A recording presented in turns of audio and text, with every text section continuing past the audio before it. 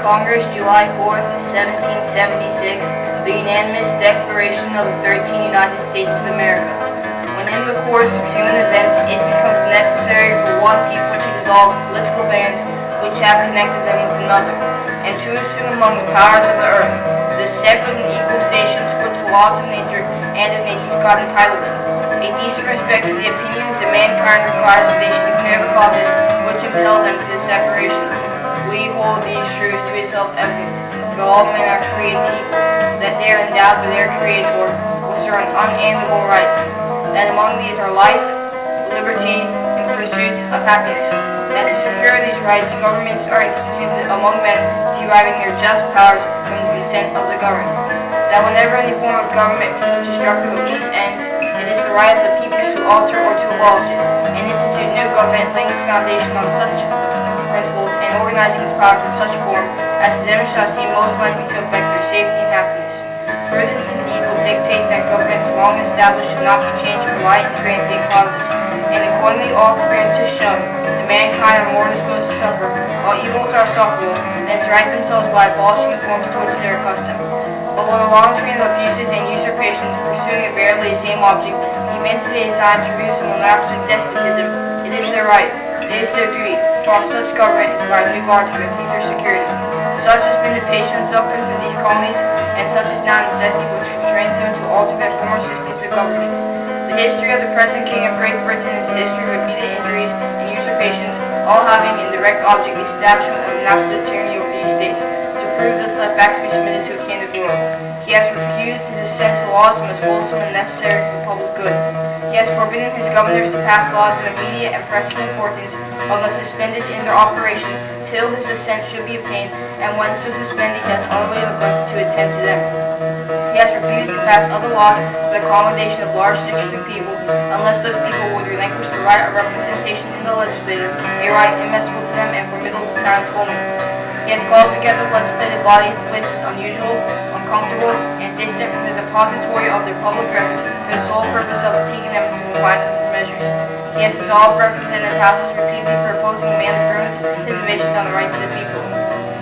He has refused for a long time after such dissolutions to cause others to be elected, whereby the legislative powers incapable of annihilation have returned to the people at large for their exercise. The state remained in the meantime exposed to all the dangers of invasion from without and convulsions within. He has endeavored to prevent the population of these states for that purpose of obstructing the laws for the naturalization of foreigners, refusing to pass others to encourage migration hither, and raising the conditions of new appropriations of lands. He has obstructed the administration of justice by refusing his assent to laws for establishing judiciary powers.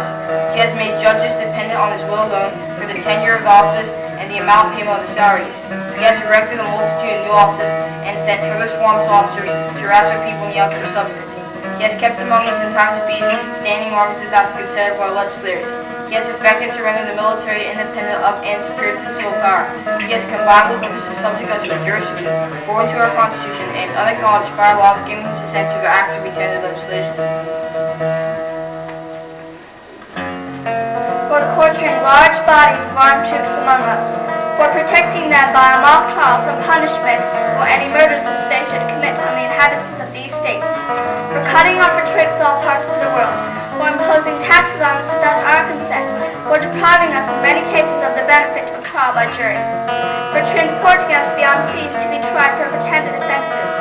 for abolishing the free system of English laws in the neighboring province, establishing therein an arbitrary government, and enlarging its boundaries so as to render it at once an example and fit instrument for introducing the same absolute rules into these colonies, for taking away our charters, abolishing the most valuable laws, and altering fundamentally the forms of our governments, for suspending our own legislators, and declaring themselves invested with the power to legislate for us in all cases whatsoever. He has abdicated the government here by declaring us out of his protection,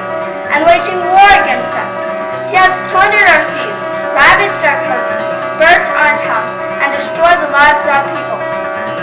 He is at this time transporting large armies of foreign mercenaries to complete the works of death, desolation, and tyranny already begun in the circumstances of cruelty and perfidy, scarcely paralleled in the most barbarous ages, and totally unworthy the head of a civilized nation. He has constrained our fellow citizens taken captive on the high seas to bear arms against their country,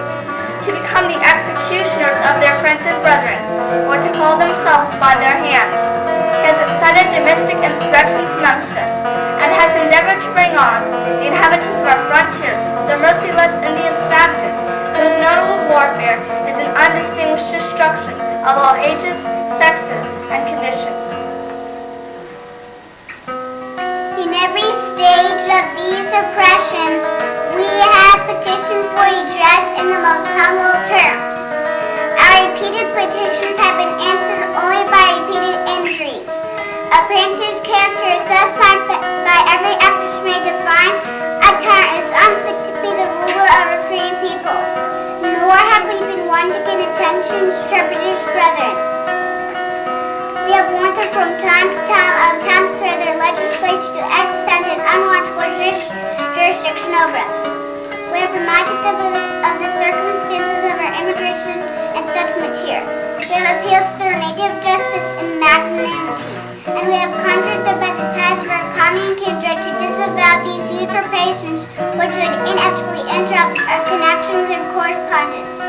They too have been deaf to the voice of justice and of consanguinity. We must therefore acquiesce in the necessity which denounces our separation and hold them as we of the rest of mankind, enemies in war and peace friends.